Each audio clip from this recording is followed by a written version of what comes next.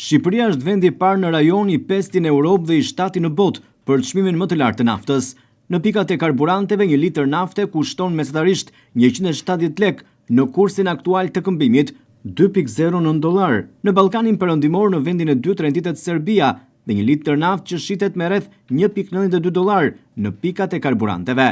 Krahasuar me Bosnjë-Hercegovinën, Maqedoninë e Veriut apo Kosovën, lënda djegëse në Shqipëri kushton gati 2 fish më shumë.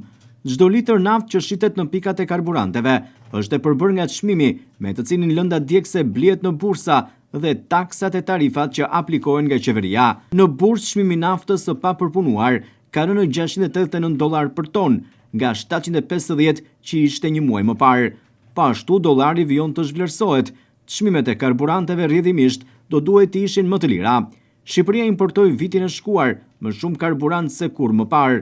Të dhënat nga Ministria e Financave tregojnë se në harkun e muajve janar-nëntor u blen nga jashtë vendit mbi 671.000 ton karburant. Ndërkaq, për drejtuesit e automjeteve, çmimi i naftës dhe i karburantit në përgjithësi është i papërballueshëm. Ata kërkojnë të merren masa nga ana e qeverisë për të ulur çmimin për shkak se nuk po i përballojnë dot me këto çmime, të cilat tashmë kanë kapur stratosferën.